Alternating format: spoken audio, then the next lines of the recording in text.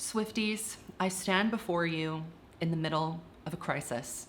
It has come to my attention that our commander-in-chief has violated the sanctity of my predictions and has introduced something into the canon that I have previously gone on record to say should not be there and does not exist.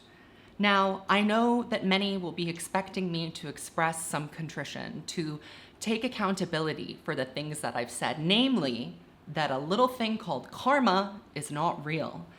And I can totally understand why you would be demanding me to eat crow, to sit here before you, like I said, and apologize.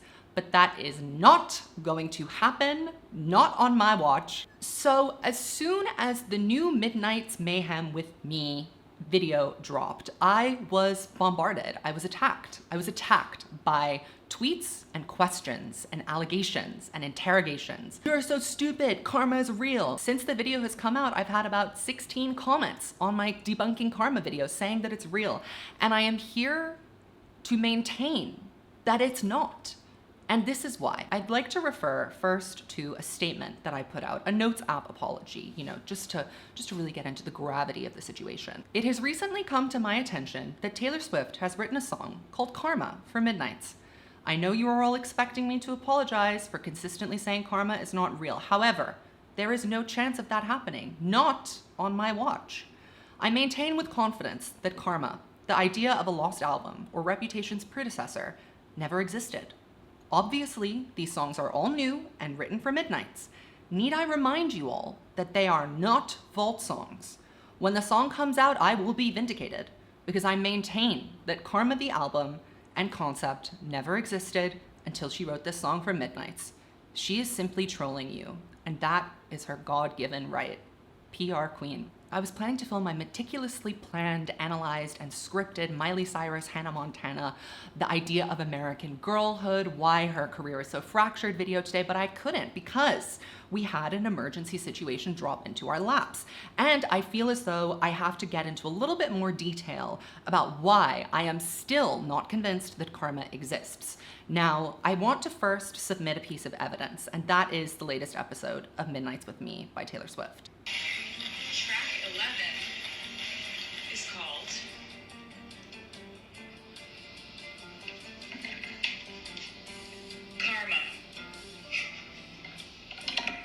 Did you see that giggle, that kerfuffle at the end? She knows exactly what she's doing here. She's trolling you and it's working. If you believe now that karma is real, then it's working. I mean, I need only refer to the work that I've done before on this subject matter, my debunking karma video, to, remake the points that I already made, which are good points and you should watch the video if you haven't seen it already. But I am going to further rebut it by saying that if karma were a real thing, okay, the theory of karma that I disagree with is that Karma was an album preceding Reputation that was initially intended to in fact be Reputation, that is a lost album that exists as a body of work somewhere in the recesses of Taylor Swift's archive. Now I'm telling you again that that is still not true. I still don't believe that that's true. If karma were a real thing, she would save it for the Reputation re-recording. If karma was a song that was written back in the time frame that all of you are alleging karma happened within, she would keep it for a vault track. She has said repeatedly that Midnights are maybe about old situations, but they are new songs. This is not a Taylor's version from the vault record. This is TS11, okay? This is new content.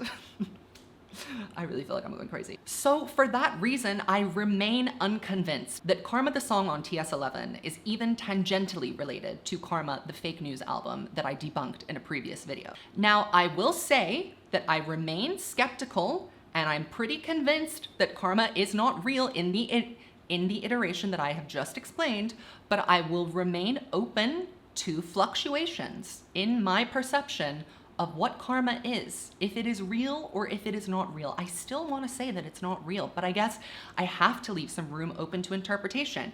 Now she's laughing, she's giggling at the end of that video. She knows that she's pulling a prank.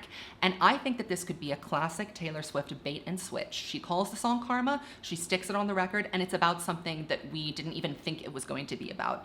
If this song has anything to do with that karma universe, then it better be about the Kim Ye situation. It better be about Snakegate. That was the entire thesis, right? Was that it was her angry revenge moment, that she wanted to be more fired up and charged about it. And I'm just not getting that vibe from Midnight's The Album at all. But again, I will remain open to the possibility that she took inspiration from that name and wrote a song because of it. That is what I think is the most likely scenario going on here. She's a smart, business savvy marketing queen. She loves trolling us. She loves having an inside joke. She loves having a lol. And I think that she geniusly decided that she was going to write a song called Karma after she saw all the massive interest and, mainstream press attention that this theory has gotten. Do I think that this is going to be what you think it is? Do I think it's going to be a collection from Karma the Lost album? No, I don't. I don't know how many times I can stress that. I really refuse to apologize for making my debunking Karma video because I stand by every claim that I made, and I will always passionately defend my perspective, unless I've been factually proven wrong. So if and when I am proven wrong, and what am I looking for in proof? I'm looking for Taylor to come out and say, yes, Karma is the lost album that preceded Reputation. And two, I'm also gonna wanna see some evidence from that album. And you know what? We're not gonna get that until Reputation Taylor's version. So I'm literally suspending all of my presumptions until then, or at least until I hear the song Karma from the upcoming 11th studio album from Taylor Swift, Midnight's. I will now be answering questions sent in via Twitter. What do you make of her laughing as soon as she read the track title because she knows exactly the extent to which Swifties will lose their minds over this? To that I say, I agree. She knows exactly what she's doing. It's all done on purpose. She is the queen of marketing and PR, and it continues to astound me the acuity that she has, the finger on the pulse that she keeps of this fandom. We think she's not paying attention. We think she doesn't see everything. She is. And that means that certain people need to be a little bit more careful about what they say in public. I'm not gonna name names, but I think you guys can guess what I'm talking about. Do you think Taylor is using the title Karma for PR and the actual song could be a whole different thing, or could the song actually be about what the karma theory is, the raw response to Kim and Kanye?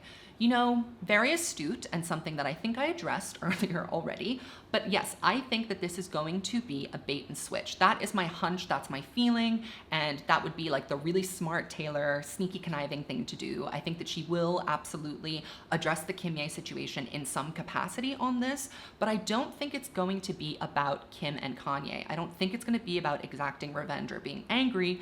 I feel like it's going to be a more inward, meditative reflection on how it affected her as a person. And I think the clue that we have for that is knowing the subject matter of the song Anti-Hero, how she feels dehumanized and she feels a lot of pressure. And she often doubts herself and has insecurities and feels like she can't live up to expectations.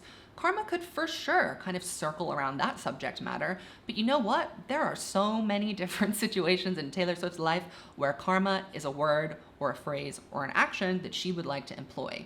And I think that narrowing it to this stupid perception of the fake news Karma album is the wrong way to go into looking at this. Again, I could be wrong. I highly doubt that I am, but I could be. So I will leave some room for interpretation there. Is the outfit her worst yet? I actually think that the outfit's kind of cute. I think she looks good. She's doing her Heaven by Marc Jacobs Y2K thing. Slay. Do you think it's gonna be about Scott Borchetta or Kanye, or possibly a new subject to us?